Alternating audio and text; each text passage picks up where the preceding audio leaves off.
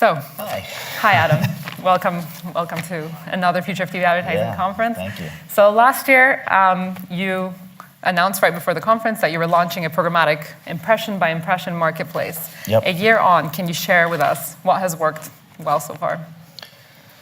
Yeah, so I think we should sort of take a step back and just explain why we did it and what we define as our impression-by-impression marketplace. As many of you know from the last couple of days, Dish is one of the leaders of addressable advertising in the U.S. We also have the luxury of the 2 minutes an hour that other countries don't have. And so as we used the 2 minutes to move into addressable, and the more addressable business that we've done, what happens is you have impressions that are left over that don't get targeted. They're not remnant impressions, they're just untargeted impressions. So as our addressable business keeps growing, we tend to have more impressions that we want to make the most yield on. And so we saw an opportunity to, one, try to go get digital dollars that were flowing out of TV back to television. And since we had impressions and we had data, and we have this big screen on the wall that has no bots and blockers and nothing's below the fold, we thought we had the right recipe to be able to start bringing some of that money back. But in order to get that money back, we felt we needed to move into the digital ecosystem and to make the impressions that we had available easy to transact. And so we had to build a platform or work with a platform that allowed us to take those impressions and put them into DSPs and have the transaction happen. So we partnered and worked with a company called IPONWeb, and you've heard about them. They are very strong partners that built us a platform that we don't call it the IPONWeb platform, we call it our platform, but I'm proud to say that we work with IPONWeb because they're great partners that have really helped us move into this business. And so when we finally launched this a year ago, October, we had the opportunity to start transacting those impressions. Early on, we had put a subset of data into the platform, and we told the DSPs that we worked with to go use that data and find the impressions. A year and a couple months later, I think we've learned quite a bit. Number one, we needed to refine our end of the product because advertisers needed to be able to forecast where the impressions were. And all we were saying is, here's impressions, here's data, go for it. So we had to really figure out using our methodology, models that advertisers can then plan against. So that was one of the first things. Second thing that we did was sort of expand the type of inventory that we're putting into the system. So we also, everything we do programmatically, we have to make sure that we don't cannibalize any of our other business. And that's really critical to us. We have pricing that's set for addressable, and I don't want any advertiser to be able to go in through a back door to get something at a cheaper price or to drive the price down. So we needed to make sure that we protected it with price floors and price locks. So do you see any difference in the pricing between your programmatic product and your addressable product? Early on, not really. Okay. Because we were able to control that. I think the biggest thing that we learned is that in order for the product to truly for the process to truly work, we need to work with more than just the 3 DSPs that were in our beta period. And so now we've partnered with IPONWeb to be able to, BidSwitch, to be able to plug into the BidSwitch technology, which automatically then gives us access to 150 DSPs. So that's happening. We've also now, we're on the way, and we should be able to make an announcement soon, that we are expanding the data that's in the platform.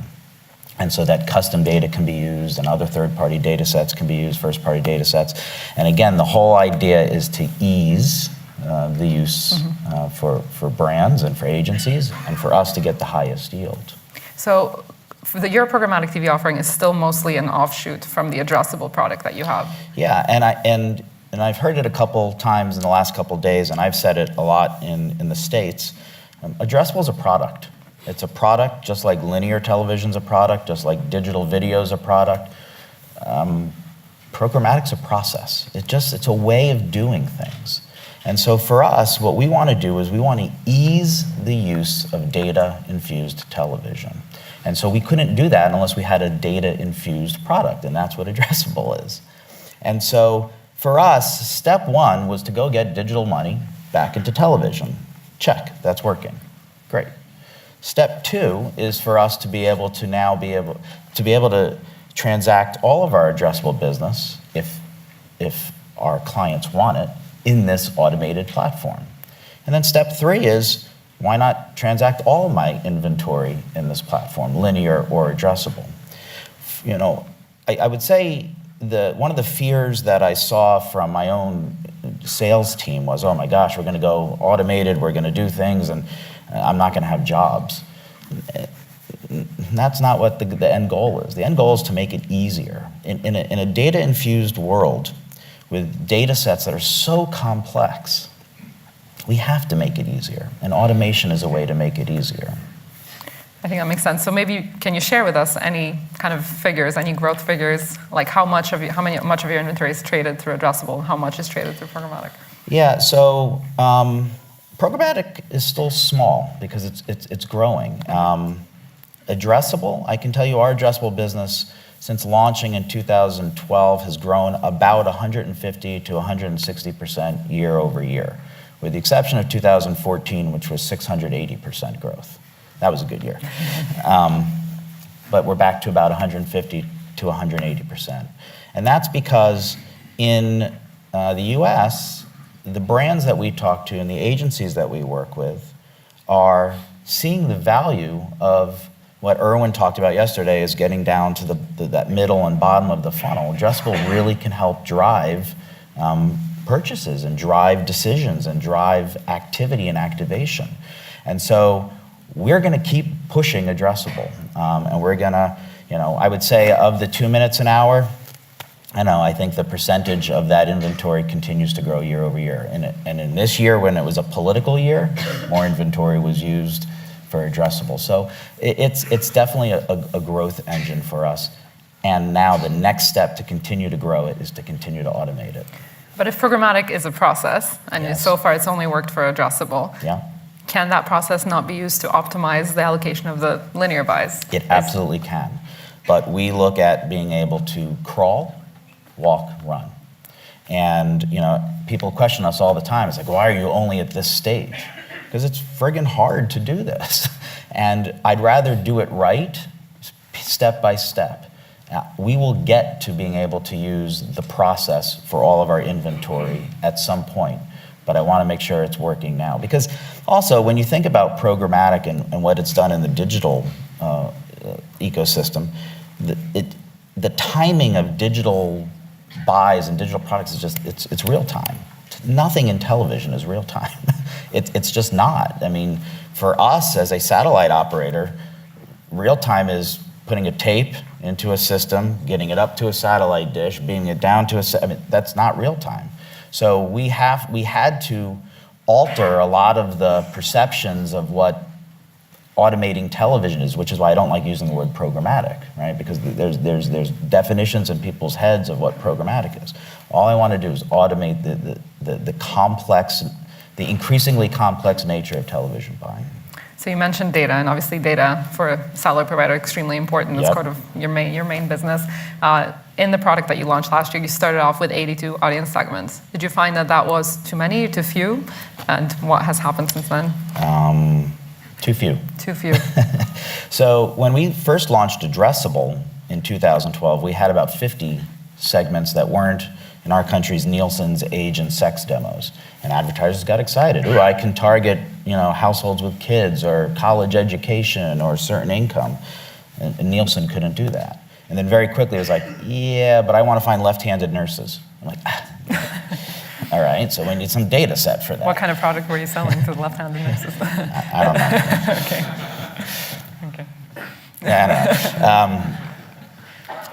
Same thing. As we introduced 82 segments into the platform, it was good at first because people were able to do something that they weren't able to do before. But then as they became comfortable, now it's, I want to use more data. And so that's why we're moving into this world of being able to expand those segments, and we've started to do that, and we'll continue to iterate on that ability. And are you collaborating with anyone else on your data? So are you working with other either broadcasters or operators or even advertisers, and are you sharing data? So we don't share any data. We have privacy concerns on the data. But look, our first-party set-top box data is very pristine. It is absolutely some of the strongest data that's in television, because it's first-party household data. In order for us to do any transaction in addressable or programmatically and using data, we need to be able to match it to other data sets. And so we have incredible relationships throughout the entire data ecosystem. There are still some that we don't have, but we're open to having them. And frankly, we try to be as data agnostic as possible. Clients, and more so, the agencies that work with clients know what they're doing. And so they are able to bring their data relationships to the party as well. And I think that, yeah, like you say, that set-top box data is obviously quite a differentiator. Yeah. And broadcasters who do not have this data, are they showing any interest of wanting to cooperate with you guys to create their own addressable products, and is there room for that? So they're showing interest in wanting it. Look, the 2 minutes an hour in the US is a blessing and it's a curse, right? It's 2 minutes because I get to transact on those 2 minutes, but it also creates sort of this wedge between broadcasters and operators, and not a bad wedge, but there's a gap. Right now, and I think this was said yesterday as well, the demand for impression-based addressable advertising does not outweigh the supply. Those that have the supply can satisfy the need.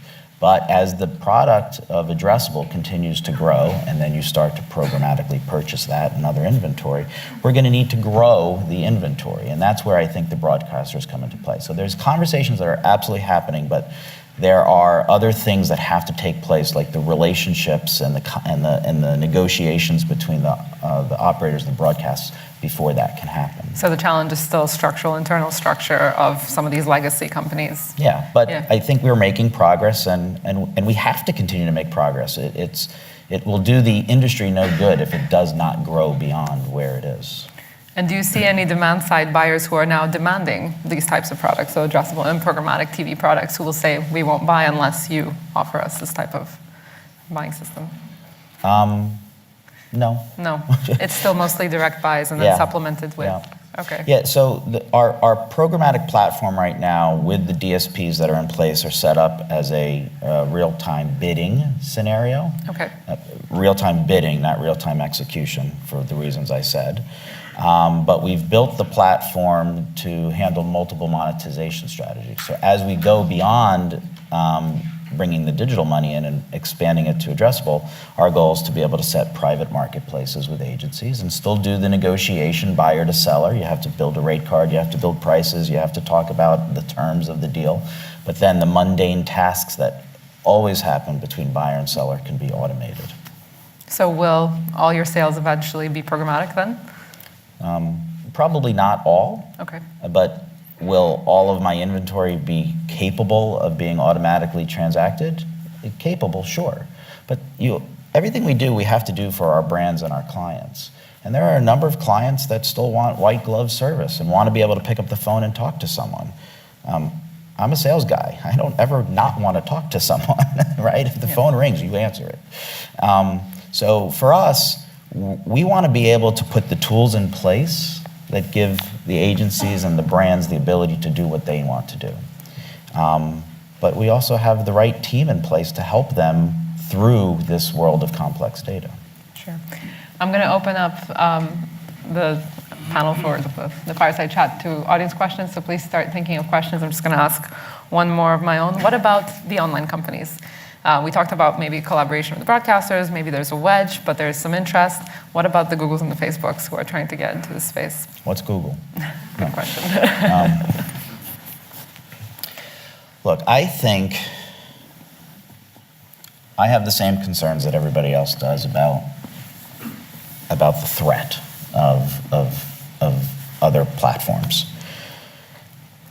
The best thing that I can do, and that my company can do and my industry can do, is to be able to offer the capabilities that Google and Facebook offers inside the TV industry. Brands use Google and Facebook because of the ability to target and to reach an audience and to be able to report on it and ROI and we can do that on television now. We can, it's working. And I know that there are challenges in other parts of the world, but the automation part of this helps bring that functionality to television. And there's nothing wrong with, I think, Google and Facebook participating in an ecosystem. But if we don't want them to take over the ecosystem, then the TV industry needs to be able to do the things that clients and brands want out of a media buy. Absolutely. Is there any questions in the audience? I see one in the back over there. It's Jeff. Yeah. Can you just wait for the mic, please? Oh, okay. Hi, Adam. It's Spencer Charters from Corus Entertainment in Canada. Can you speak up a bit? Sorry. Maybe, is it on? Yes. Okay. Yep. It's Spencer Charters from Corus Entertainment in Canada. Adam, what are you guys doing to stimulate addressable demand? And do you see a ceiling? Like, it interests me that the supply does still outweigh demand. Why do you think that is, and how are you working to move that? So I think the best answer to that is education. There's still brands that have not tried addressable. There are still brands that have tried it once or twice and don't iterate on the data. That's natural. I think it's education. And my team specifically has done quite a bit recently to try to just talk to brands and try to understand what the needs are. As it's said before, and I don't want to keep repeating what's been said at this conference, but addressable will and should never be the entire piece of someone's media mix. You have other platforms and other ways of buying television or radio or print and digital that absolutely fill, parts of the funnel. Addressable is growing because of the education we're doing in the US, but also because of the great media partners that we have. Mike Bologna from Modi was up here, and he and his team and those at Omnicom and IPG and Publicis, they are out there talking to their brands, not about addressable for the sake of addressable, but for the sake of being able to move the needle on what clients need, sales. And we talk about the data. Early on, the data has always been used in the front end to find the target. Now, the data is used on the back end to prove out what happened. And when you have that proof, you just keep iterating on it. And the more we do, the more case studies we have, the more we can share with others that are trying to do it. Thank you. Yeah. Question. Hi, it's Jeff from Sky. I appreciate that the US and the UK are separated by a common language, but I really do think we're going to have to try and separate this out, because what you guys are talking about programmatic is just not what we think programmatic is. So I appreciate we definitely need to move into an automated market where you can allow buyers, so you take out the admin out of the system. And we have been, as I keep on saying, we've been doing that here for a long time. Yeah. We are actually experimenting with real-time insertion, so that's kind of working. But we might need something like super programmatic or something to describe what is a DSP being able to buy real-time and insert real-time into breaks, because there's quite a big difference between automation of admin and actual offering a product that enables advertisers to actually splice in a pre-cleared commercial into a position within a break. And I don't think, because it seems to me that is now very wide.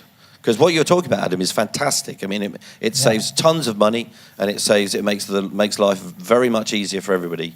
But it's not quite what I think programmatic we understand in display is, as you described. Yeah, I think for us, one of the other things that we didn't talk about is that Dish is a television, satellite television operator in the U.S., but Dish has also launched an over-the-top service, which is separate and apart from Dish, and it's called Sling Television. That is 100% digitally, dynamically inserted, and so as we move down the road of programmatic in that space, I think it'll be more akin to what you're talking about. Ultimately, our goal is to bring both inventory sources into one pool and to be able to transact on a target no matter where they are, but I think we'll be able to do exactly what you were talking about in that environment a lot easier than a legacy satellite business. Yeah. Any more questions? No? Yep, one over there. One over here, yeah. No, just wait for a mic, just 1 second.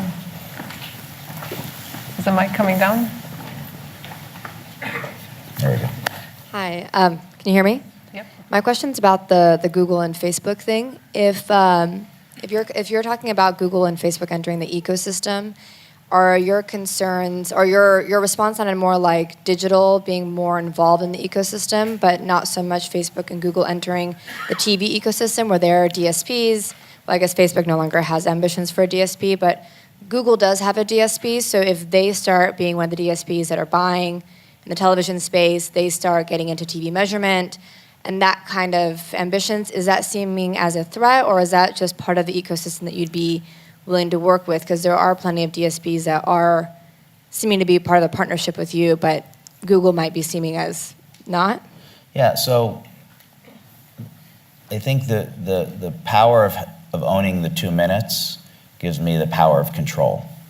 And so we can talk to Google as a DSP, but ultimately the data that is used in the platform is ours, and we don't share anything about our specific users or viewers and anything that is beyond what the campaign performance is. So we're open to others being in the ecosystem, but at the end of the day, what happens in the digital world is great. But if I can bring those capabilities to that big screen in the living room, that's where the power is for the TV industry.